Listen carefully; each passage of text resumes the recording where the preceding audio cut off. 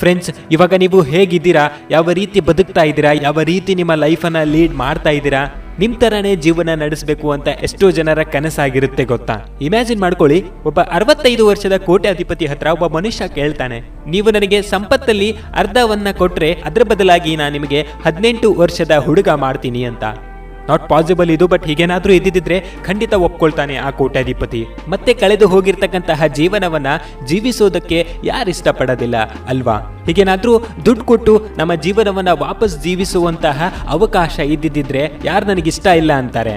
ಬೆಲೆ ಕಟ್ಟಲಾಗದಂತಹ ಜೀವನವನ್ನ ನಾವು ವ್ಯರ್ಥವಾಗಿ ವಿನಾಕಾರಣ ಹಾಳು ಮಾಡ್ತಾ ಇದ್ದೀವಿ. ನನ್ನ ಹತ್ರ ಅದಿಲ್ಲ, ನನ್ನ ಹತ್ರ ಇದಿಲ್ಲ ಅಂತ. ಏನ್ ಲೈಫ್ ಅಪ್ಪ ನಂದು, ಯಾಕೆ ಹಿಂಗೆ ಆಗ್ತಾ ಇದೆ ಅಂತ 1% ಕೂಡ ಅನಿಸಿದಾಗ ಒಂದು ಮಾತು ನೆನ್ಪಿಟ್ಕೊಳ್ಳಿ, ಎಷ್ಟೋ ಜನ ನಿಮ್ಮ ಥರ ಲೈಫ್ನ ಲೀಡ್ ಮಾಡೋಕೆ ಕನಸನ್ನು ಕಾಣ್ತಾ ಇರ್ತಾರೆ. ಎಷ್ಟೋ ಜನಕ್ಕೆ ಊಟ ಇಲ್ಲ, ಎಷ್ಟೋ ಜನಕ್ಕೆ ಮಲಗೋಕ್ಕೆ ಜಾಗ ಇಲ್ಲ, ಎಷ್ಟೋ ಜನಕ್ಕೆ ಅವ್ರ ಮನೆಯವ್ರ ಮುಂದೆನೇ ಸಾಯಿಸ್ತಾ ಇದ್ದಾರೆ ಕಣ್ರಿ. ಬಾಂಬ್ ದಾಳಿ, ಭೂಕಂಪ, ಸುನಾಮಿ, ಬಡತನ, ಎಷ್ಟೆಲ್ಲ ಪ್ರಾಬ್ಲಮ್ಗಳಿದ್ದೇವೆ ಗೊತ್ತಾ. ಎಲ್ಲದಕ್ಕೂ ಕಂಪೇರ್ ಮಾಡಿದರೆ ನೀವು ತುಂಬಾನೇ ಸೇಫು, ಶಾಂತ ಜೀವನವನ್ನು ನಡೆಸ್ತಾ ಇದ್ದೀರಾ, ಆರಾಮವಾಗಿ ಕಾಲವನ್ನು ಕಳೀತಾ ಇದ್ದೀರಾ.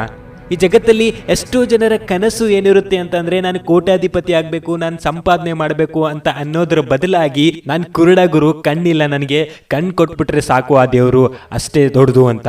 ನನ್ನ ಹತ್ರ ಕೈಗಳಿಲ್ಲ, ಕೈ ಬಂದರೆ ಸಾಕು, ಕಾಲೇ ಇಲ್ಲ ಗುರು ನನಗೆ, ಆ ದೇವ್ರ ಕಾಲು ಕೊಟ್ಬಿಟ್ರೆ ಅದೇ ನನಗೆ ತುಂಬಾನೇ ದೊಡ್ಡದು ಅಂತ. ಎಷ್ಟು ಜನ ಇದ್ದಾರೆ ಅಲ್ವಾ. 1 ಕೋಟಿ ಕೊಡ್ತೀನಿ, ನಿಮ್ಮ ಕೈಕಾಲುಗಳನ್ನು ಕತ್ತರಿಸಿ ಕೊಡಿ ಅಂತ ಅಂದರೆ ಕೊಡ್ತೀರಾ? ಇಲ್ಲ ತಾನೇ. 1% ಕೂಡ ನಿಮಗೆ ಧೈರ್ಯ ಬರೋದಿಲ್ಲ ಕತ್ತರಿಸಿ ಕೊಡೋದಕ್ಕೆ. ಹಾಗಾದ್ರೆ ಆಲ್ರೆಡಿ ನೀವು ಎಷ್ಟು ಶ್ರೀಮಂತರು ನೋಡಿ, ಎಷ್ಟು ಬೆಲೆ ಬಾಳುವಂತಹ ದೇಹವನ್ನ ಹೊಂದ್ಕೊಂಡಿದ್ದೀರಾ, ನಿಮ್ಮ ಹೆಲ್ತ್ ತುಂಬಾನೇ ಚೆನ್ನಾಗಿದೆ, ನಿಮ್ಮ ಹತ್ರ ಏನಿಲ್ಲ ಹೇಳಿ, ಕೈಗಳಿದಾವೆ, ಕಾಲುಗಳಿದಾವೆ, ಕಣ್ಣಿದೆ, ಬಾಯಿ ಇದೆ, ಎಲ್ಲನೂ ಇದೆ. ಎಲ್ಲದಕ್ಕಿಂತ ಹೆಚ್ಚಾಗಿ ಆರೋಗ್ಯವಂತರಾಗಿದ್ದೀರಿ.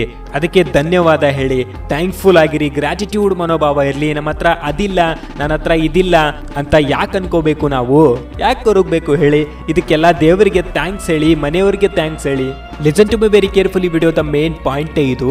ಯಾವ ಮನುಷ್ಯರಿಗೆ ಏನ್ ಲೈಫ್ ಅಪ್ಪ ಇದು ನಂದು, ನಾನು ಅನ್ಕೊಂಡಾಗೆ ಇಲ್ವೇ ಇಲ್ಲ, ನನ್ನ ಹತ್ರ ಏನೂ ಇಲ್ಲ ಅನಿಸಿದಾಗ ಆಗೋದೆಲ್ಲ ಒಳ್ಳೇದಕ್ಕೆ ಅಂತ ತಿಳ್ಕೊಳ್ಳಿ.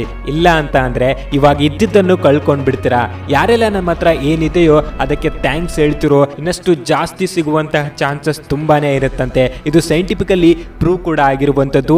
ಅಂಡ್ ನಮ್ಮ ಧಾರ್ಮಿಕ ಗ್ರಂಥಗಳಲ್ಲಿ ಕೂಡ ಇದನ್ನೇ ಹೇಳಿರುವಂಥದ್ದು, ಗ್ರ್ಯಾಟಿಟ್ಯೂಡ್ ಮನೋಭಾವ ಇರಲಿ ಅಂತ. ಕುರಾನ್ ಆಗಿರ್ಬೋದು, ಬೈಬಲ್ ಆಗಿರ್ಬೋದು, ಭಗವದ್ಗೀತೆ ಆಗಿರ್ಬೋದು, ಎಲ್ಲದರಲ್ಲೂ ಕೂಡ ಇದೇ ಸಂದೇಶವನ್ನ ಕೊಟ್ಟಿರೋದು. ಗ್ರ್ಯಾಟಿಟ್ಯೂಡ್ ಮನೋಭಾವ ಇರಲಿ, ದೇವರಿಗೆ ಕೃತಜ್ಞತೆಯನ್ನ ಅರ್ಪಿಸುವಂತಹ ಮನೋಭಾವ ಇರಲಿ ಅಂತ. ಹಾಗೇನೆ ಇದ್ದಿದ್ರಲ್ಲೇನೆ ಜೀವನ ಮಾಡಿ ಅಂತ ಹೇಳ್ತಾ ಇಲ್ಲ. ದುಡ್ಡು ತುಂಬಾನೇ ಮುಖ್ಯ. ನಾನು ಹೇಳ್ತೀನಿ, ದುಡ್ಡನ್ನ ಸಂಪಾದನೆ ಮಾಡಬೇಕು, ತುಂಬಾನೇ ದುಡ್ಡನ್ನ ಸಂಪಾದನೆ ಮಾಡಬೇಕು. ಒಂದು ಒಳ್ಳೆ ಜೀವನನ ನಡೆಸೋಕೆ ದುಡ್ಡು ತುಂಬಾನೇ ಅವಶ್ಯಕತೆ ಇದೆ. ನಿಮಗೋಸ್ಕರ ಸಂಪಾದನೆ ಮಾಡಿ, ನಿಮ್ಮ ಮನೆಯವರಿಗೋಸ್ಕರ, ನಿಮ್ಮ ಸುತ್ತಮುತ್ತಲಿನ ಜನರಿಗೆ ಸಹಾಯ ಮಾಡೋಕ್ಕೋಸ್ಕರ ಸಂಪಾದನೆಯನ್ನ ಮಾಡಿ. ನಮ್ಮ ಫ್ಯಾಮಿಲಿ ಖುಷಿಯಾಗಿರ್ಬೇಕು ಅಂತ ಅಂದ್ರೆ ದುಡ್ಡೇ ತುಂಬಾ ಮುಖ್ಯ. ಸೊ ಏನ್ ಲೈಫ್ ಅಪ್ಪ ನಂದು ಅಂತ ಕೂತ್ಕೊಂಡ್ಬಿಡಬೇಡಿ. Because no one has an idea of a next year, no one has an idea of a next month, even no one has an idea of a next day also.